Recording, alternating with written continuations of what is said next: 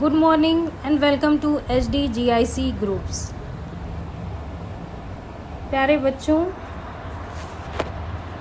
आज हम पढ़ेंगे क्लास 10th में हिंदी में 3rd चैप्टर क्या लिखूं, जिसको लिखा है पदुमलाल पुन्नालाल बख्शी जी ने। तो सबसे पहले हम लोग जान लेते हैं कि पदुमलाल पुन्नालाल बख्शी के जीवन परिचय और उनकी रचनाओं के विषय में।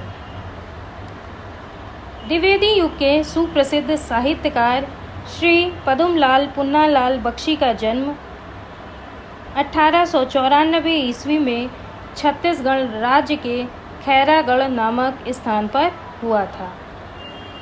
तो इनका जन्म जो था वो छत्तीसगढ़ में खैरागढ़ एक जगह है, वहाँ पर इनका जन्म 1894 ईस्वी में हुआ था। इनके पिता का नाम श्री उमराव बख्शी और पितामह का नाम बाबा पुन्नालाल बख्शी था। इन दोनों का साहित्य से विशेष लगाव था।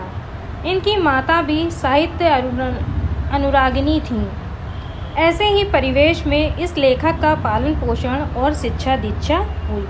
यानी कि जो इनके पिता थे, इनके बाबा थे, इनकी माता थी, सबकी रुचि ही साहित्य में थी और इसी वजह से इनका पालन पोषण और शिक्षा दीक्षा ऐसे ही परिवेश में हुई। अतः परिवार के साहित्यिक वातावरण का गहरा प्रभाव इनके मन पर भी पड़ा और ये विद्यार्थी जीवन से ही कविता लिखने लगे। तो जब इनकी पढ़ाई लिखाई और सब पालन पोषण ऐसे वातावरण में हुआ तो इनका जो प्रभाव था वो सब लेखक के जैसा इनका प्रभाव इनके मन पर पड़ा। और ये विद्यार्थी जीवन से ही, जब ये विद्यार्थी थे यानी कि स्टूडेंट थे, तब से ही ये कविता लिखना शुरू कर दिए। BA की परीक्षा उत्तीर्ण करने के पश्चात इन्होंने साहित्य सेवा को अपना लक्ष्य बनाया और जब ये इन्होंने BA पास कर लिया तो उसके बाद में इन्होंने अपने जीवन का एक लक्ष्य बनाया कि ये सिर्फ लेखक बनेंगे और साहित्य सेवा करेंगे। इन्होंने कहानी और कविता लेखन शुरू किया, जो हितकारिणी और उत्तरोत्तर अन्य पत्रों में छपने लगा। और इन्होंने जो कहानी और कविताएं लिखी उसका जो संपादन था वो भी पत्रिकाओं में होने लगा। द्विवेदी जी के संपर्क में आने पर इनकी रचनाएं सरस्वती पत्रिका में भी छपने लगीं और इनके लेखन कौशल से द्विवेदी जी इतने प्रभावित थे कि सरस्वती पत्रिका का संपादन इनके हाथों में सौंप कर निश्चिंत हो गए। और बाद में जब इनकी जब रचनाएं छपी उसमें हितकारिणी और उत्तरोत्तर में, उसके बाद में द्विवेदी जी के जब ये संपर्क में आए तो सरस्वती पत्रिका में भी इनके लेख और कविताएं सब छपने लगी और इनके लेख और कविता से बहुत ज़्यादा प्रभावित हो गए द्विवेदी जी। इस वजह से पूरी जिम्मेदारी उन्होंने सौंप दी इस पत्रिका की, किसको? पदुमलाल पुन्नालाल बख्शी जी को। कई वर्षों तक इस पत्रिका का संपादन करने के उपरांत ये खैरागढ़ चले गए और शिक्षण कार्य करने लगे। और फिर इन्होंने जब संपादन कर लिया उसके बाद कई वर्षों के बाद ये खैरागढ़ चले गए, यहाँ जहाँ पर इनका जन्म हुआ था, और वहाँ पर इन्होंने शिक्षण कार्य यानी कि टीचिंग करना शुरू कर दिया। सन 1971 में 77 वर्ष की आयु में ये साहित्यकार इस दुनिया को छोड़कर चला गया और सन 1971 में इनकी मृत्यु हो गई। इस तरह से इन्होंने 77 साल अपने जीवन में लेख लिखे और अत्यंत रचनाएं लिखी। अब हम आते हैं इनकी रचनाओं पर। बख्शी जी मननशील, विद्वान और बहुमुखी प्रतिभा के धनी थे। इन्होंने साहित्य, कला, नाटक, काव्य और आलोचना आदि से संबंधित विषयों की रचनाएं की। तो इन्होंने क्या क्या लिखा? इन्होंने साहित्य लिखा, कला के क्षेत्र से नाटक, काव्य, आलोचना, सब इन्होंने इन सब विषयों पर अपनी लेखनी चलाई। इनका काव्य संग्रह है शतदल और अश्रुदल। इनका कहानी संग्रह है अंजलि और झलमला। आलोचना के क्षेत्र में विश्व साहित्य, हिंदी साहित्य विमर्श, हिंदी उपन्यास साहित्य और हिंदी कहानी साहित्य आदि। निबंध संग्रह हैं इनके पंचपात्र, प्रबंध पारिजात, कुछ यात्री, कुछ बिखरे पन्ने और पदभवन। इनकी अनुदित रचनाएं हैं प्रायश्चित, उन्मुक्ति का निबंध और तीर्थ स्थल। इन्होंने लघु कथाएं भी लिखी हैं। झलमला इनके द्वारा लिखी गई अत्यंत प्रसिद्ध कहानी थी। बाल साहित्य से संबंधित अनेक पुस्तकें भी इन्होंने लिखी थीं। और इन्होंने संपादन कौन सी पत्रिका का किया है? सरस्वती और छाया।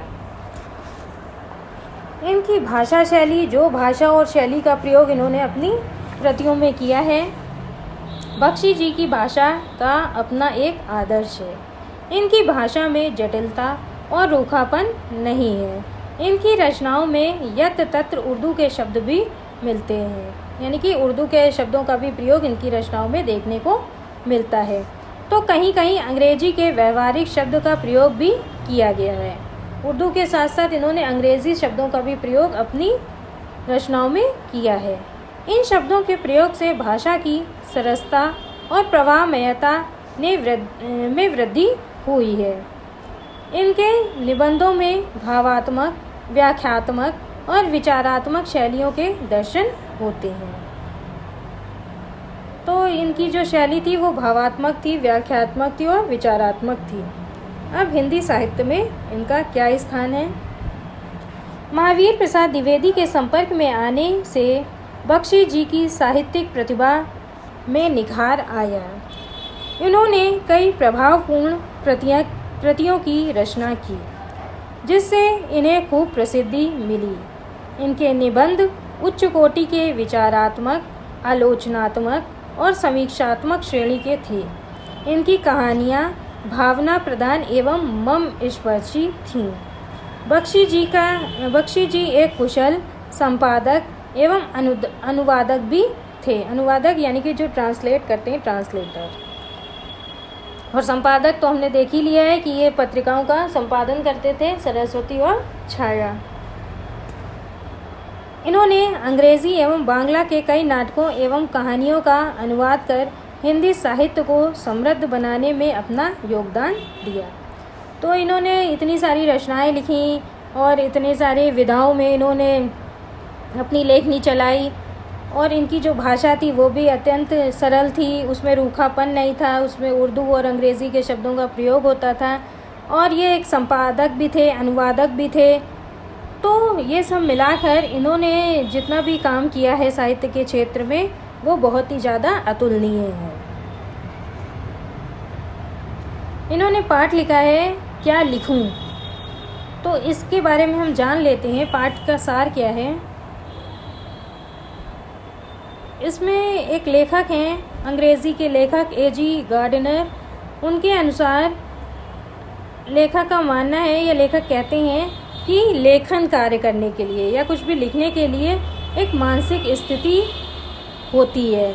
उस मानसिक स्थिति में क्या होता है कि उसमें उस समय मन में कुछ ऐसी स्फूर्ति और उमंग और आवेग उत्पन्न होता है, जिससे कि लेखक को लिखना ही पड़ जाता है। उस समय उस विषय के बारे में सोचने की चिंता भी नहीं होती। चाहे कोई भी विषय हो, वो उसे अपने सारी जितने भी उस विषय के भाव हैं वो लेखक के अंदर अपने आप ही आ जाते हैं।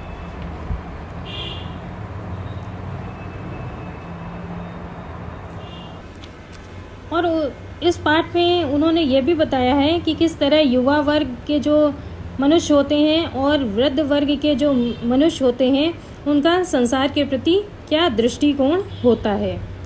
तो वो ये बताते हैं कि जो लोग युवा होते हैं उनको अपना भविष्य बहुत ही ज़्यादा उज्जवल प्रतीत होता है। वो हमेशा भविष्य की कल्पनाओं में ही खोए रहते हैं। वो क्रांति के समर्थक होते हैं और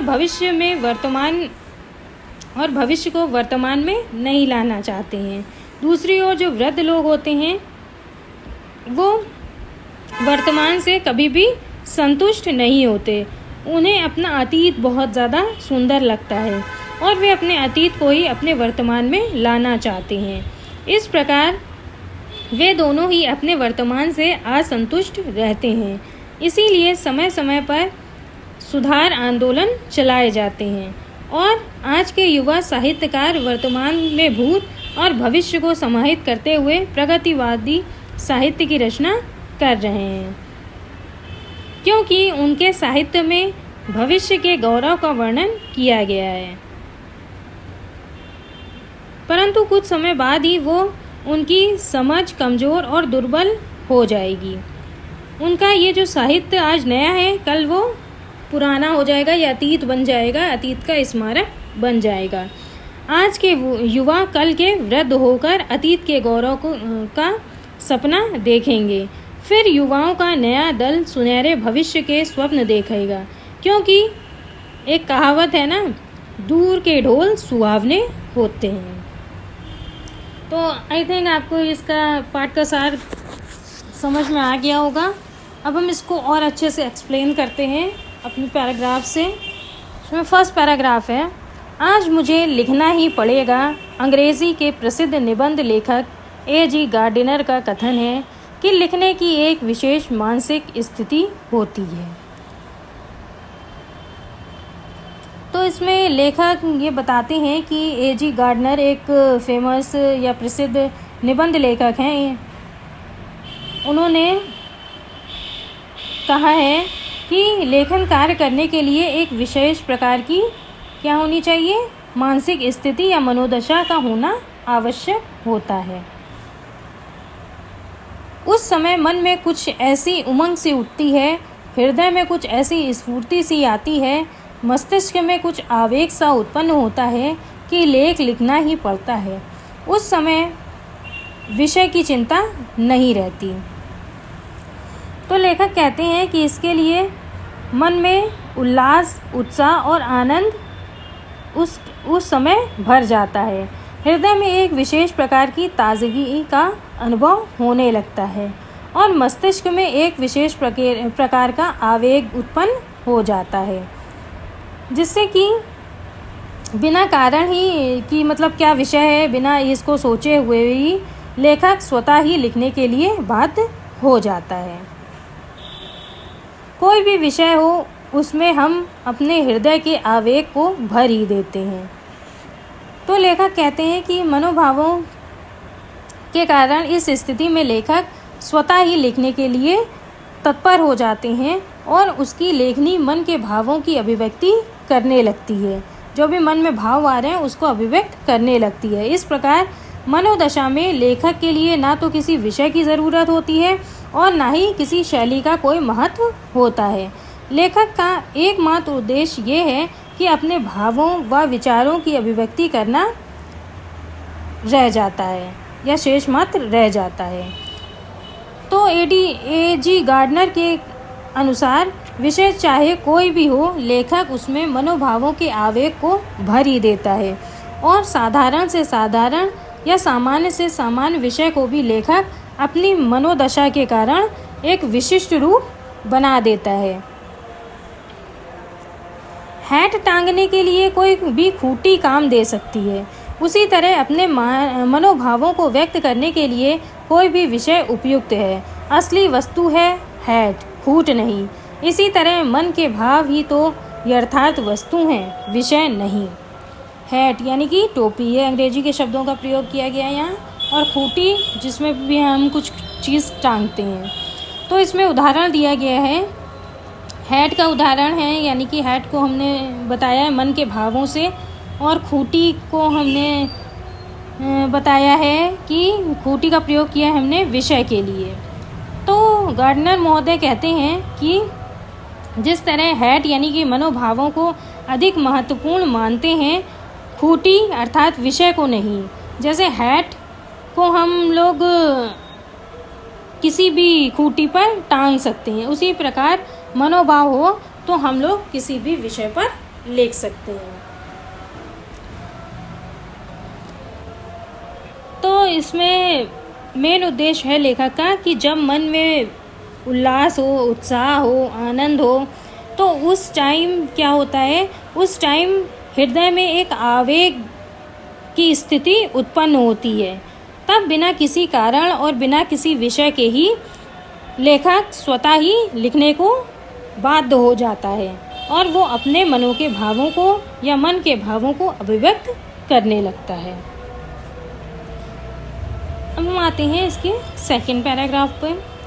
उन्होंने स्वयं जो कुछ भी देखा, सुना और अनुभव किया, उसी को अपने निबंधों में लिपिबद्ध कर दिया। ऐसे निबंधों की सबसे बड़ी विशेषता ये है कि वे मन की स्वच्छंद रचनाएं हैं। उनमें न कविता की उदात्त कल्पना रहती है, न आख्यायिका, लेखक की सूक्ष्म दृष्टि और न विज्ञों की गंभीर तर्कपूर्ण विवेचना। तो यहाँ लेखक कहते हैं कि निबंधों की सबसे बड़ी एक क्या होती है, एक विशेषता होती है कि वो हृदय के बंधन मुक्त रचनाएं होती हैं। उसमें कोई बंधन नहीं होता, बंधन मुक्त रचनाएं होती हैं। इसमें कविता के समान श्रेष्ठ कल्पना की अपेक्षा होती है। इसमें कहानी लेखन के समान सूक्ष्म दृष्टि भी होती है। निबंधों के समान मतलब निबंधों में क्या होती है, कविता के समान सूक्ष्म दृष्टि भी होती है और मतलब कविता के समान श्रेष्ठ कल्पना भी होती है और जो लेखक है उसकी सूक्ष्म दृष्टि और विद्वान के समान गंभीर और तर्कपूर्ण हो जाती है। निबंध लेखन में लेखक अपने मन की सच्ची भावनाओं को व्यक्त करते हैं। उनमें उसके सच्चे भावों की सच्ची अभिव्यक्ति होती है, उनमें उसका उल्लास रहता है। ये निबंध तो उस मानसिक स्थिति में लिखे जाते हैं जिसमें न ज्ञान की गरिमा रहती है और न कल्पना की महिमा, जिसमें हम संसार को अपनी ही दृष्टि से देखते हैं और अपने ही भाव से ग्रहण करते हैं। तो लेखक कहते हैं कि निबंध लिखते समय लेखक अपने भावों को जिस रूप में चाहता है उसी रूप में व्यक्त कर देता है। निबंध लेखन में सच्चे भावों और सच्ची अभिव्यक्ति होती है। इसमें किसी काव्य रचना की भांति कोरा कल्पना नहीं होता कि बस कल्पना करते रहें, ऐसा नहीं होता। निबंध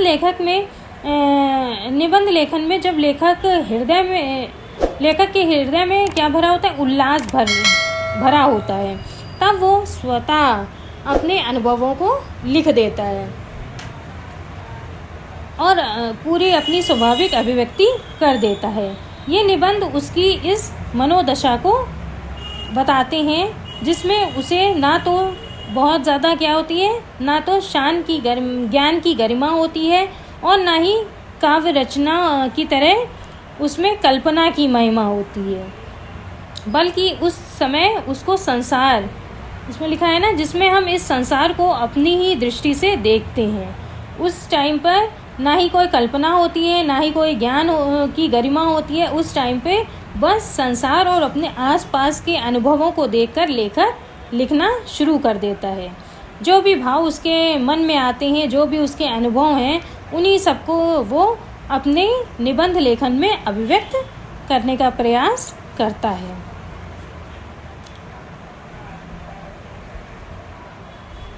आई थिंक आपको ये पैराग्राफ्स अच्छे से समझ में आ गए होंगे और ये लेसन काफ़ी इंटरेस्टिंग है, लेकिन थोड़ा बड़ा है, तो मैं इसको नेक्स्ट वीडियो में कंटिन्यू करूँगी। Till then take care, goodbye. आप इस चैनल को सब्सक्राइब ज़रूर कर लें और वीडियो पसंद आए तो लाइक बटन ज़रूर प्रेस करें। धन्यवाद।